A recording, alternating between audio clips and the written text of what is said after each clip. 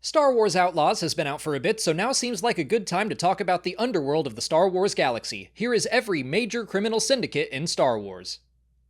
We've gotta start with the top 5 most powerful, beginning with Crimson Dawn. It was founded near the end of the Clone Wars after Maul's attempts to combine several syndicates under one banner as the Shadow Collective. Dryden Voss served as the public face of Crimson Dawn, but Maul ruled behind the scenes and kept the 5 major syndicates in a delicate alliance. About a decade after its creation, Dryden Voss was killed by his lieutenant Kora, and after Maul's own death, she took control of the now diminished Crimson Dawn. She rebuilt its power and influence over the course of several years, and after the Battle of Hoth, re-emerged as a major player in the criminal underworld. She manufactured a war between the other syndicates to throw the galaxy into chaos and activated sleeper agents within the Empire, hoping to eventually destroy the Sith Lords who controlled the galaxy. She was nearly successful, but the betrayal of her former allies, the Knights of Rin, ruined her plans. Crimson Dawn was destroyed, and Kora went into hiding. The Hut Cartel was the ruling power in a part of the Outer Rim appropriately known as Hutt Space. It was ruled by a Hutt Council made up of 5 Hutts. They were perhaps the most consistently strong criminal syndicate that existed from the Clone Wars through most of the Galactic Civil War. Jabba the Hutt remained a member of the ruling council during that time period. When Crimson Dawn re-emerged in the galaxy, they stole Han Solo's carbonite slab from Boba Fett, which infuriated Jabba. Kora auctioned her prize off to the highest bidder, but Darth Vader arrived and took Solo by force, hoping to use him to lure Luke Skywalker into a trap once more. Jabba had an ongoing business relationship with the Empire and allowed the Sith Lord to claim Solo, but Baku the Hutt was not so even-tempered. A secret agent of Kira's, he ordered Hutt forces to attack the Empire and reclaim the carbonite slab. The attack failed, and every member of the Hutt Council except for Jabba was killed for their audacity. Boba Fett stole Solo from the Empire and delivered him to Jabba in all the chaos, and Jabba was of course killed shortly after during Han's rescue. The Hutt Council was diminished, but still existed with recovering leadership after the Battle of Endor. The Pike Syndicate was mostly known for their activity in the spice trade of the galaxy. Their base of operations was on their homeworld of Obadiah, which happened to be located near the spice mines of Kessel, where much of the galaxy's spice was harvested. Their proximity to the end of the notorious Kessel Run allowed them to control the distribution of that spice, but they also dabbled in other criminal activity like the assassination of Jedi Master Sifo Dyas at the request of Darth Tyrannus. Near the end of the Clone Wars, they joined Maul's Shadow Collective. After losing many of their people, they would attempt to leave Maul's service, but he kept them under his thumb after the creation of Crimson Dawn. When Jabba the Hutt perished on Tatooine, the Pikes began to move into his territory, where they met opposition from Boba Fett's Tusken tribe and the marshal known as Cobb Vanth. They continued to push into the desert world, but were eventually defeated. Over a decade later, the Pike Syndicate still existed, but their influence in the galaxy had faded dramatically. Not much is known about Black Sun's origins in canon, but they were active at least 5 decades before the Battle of Yavin. They were led by Feline noblemen, and their primary fortress was at one point on Mustafar. They were forced into Maul's Shadow Collective near the end of the Clone Wars after the former Sith Lord murdered many of their ruling council. They remained a criminal power in the galaxy through the Galactic Civil War, and were manipulated into fighting the other syndicates thanks to Crimson Dawn. At this point, they seem to have been led by a prince named Shizor, who fans of Shadows of the Empire will recognize. They survived the Syndicate War, and during the time of the New Republic were still considered to be one of the major criminal powers in the galaxy. The Crymora Syndicate is the most mysterious of the 5 major criminal syndicates. They were themselves made up of 5 smaller crime families, which included the Droid Gotra, the Wandering Star, the Rain Clan, the Baldemiro family, and apparently some Hutts. Maz Kanata described them as wild and amoral. The Droid Gotra was made up of former battle droids that violently fought for droid rights. The Wandering Star was a long-lived family existing during the High Republic era all the way into the time of the New Republic. The Rain Clan was first created for the scrapped video game Star Wars 1313, but has been mentioned in several canon books and comics. And the Baldemiro family has only been mentioned in a reference book so far. Hopefully we get to actually see any members of Crymora in the future, but for now they remain a mystery.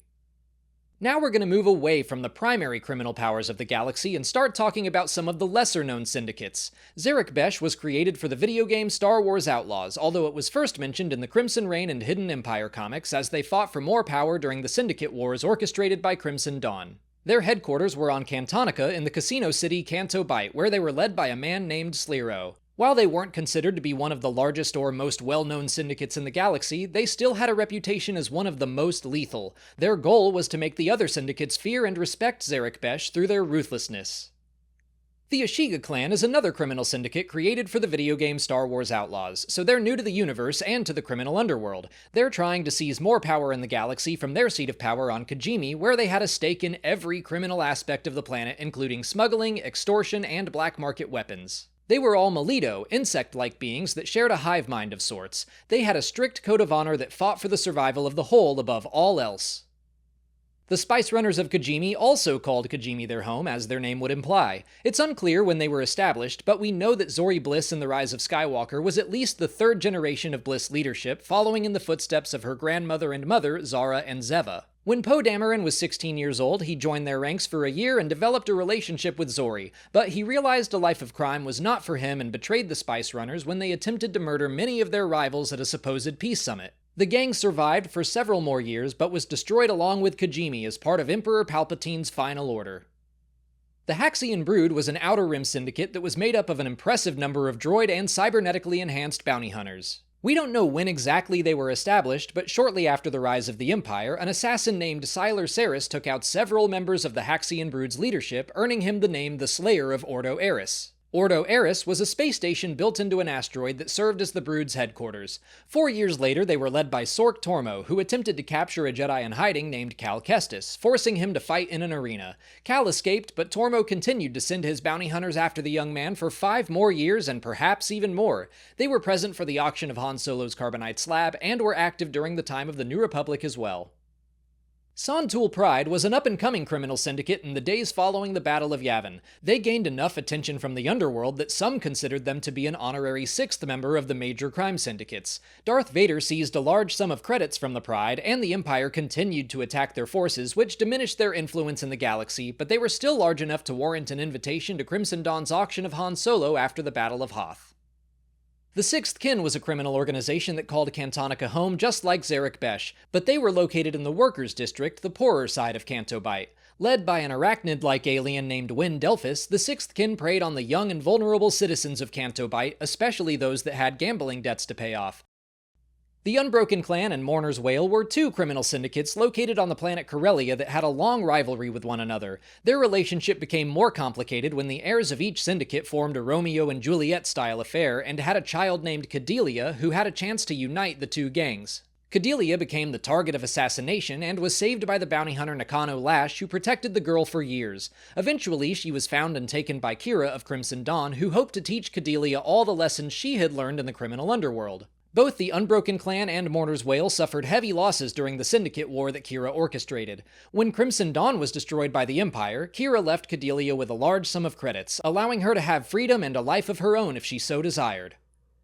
The White Worms were another Corellian gang, but as Han points out in the book Most Wanted, they were nothing compared to any of the big syndicates, but they were long-lived and well-established within Coronet City. Their leadership was made up of Grindelids, large worm-like creatures that could live for hundreds of years.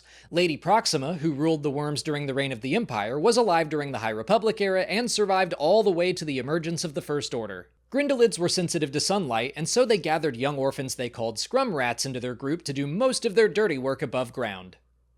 The Rexus Cartel existed prior to the events of the Phantom Menace. They were originally a collection of droid manufacturers that began dealing in the black market in the Outer Rim. In an effort to achieve more notoriety, their leader Zev's Rexus kidnapped a Jedi Padawan named Eldracatus and planned to auction her off to her fellow syndicates. Similar to Crimson Dawn's eventual auction, many different criminal organizations took part, and yet the prize was once again taken by a Sith Lord. Maul sabotaged the winners, hoping to fight and kill Caedus himself. Zrexus turned her auction into a hunt, sending several bloodthirsty criminals after the Force users. Once Maul had dealt with them all, he found and killed Zev, apparently ending the Rexus Cartel once and for all. In the aftermath of the hunt, the auction, and Maul's victory over a Jedi, he started his first criminal syndicate named the Caedus Cartel. Very little is known about it as it's only appeared in one comic issue. I see it as Maul first dipping his toes into the criminal underworld, which would eventually inspire the Shadow Collective and Crimson Dawn.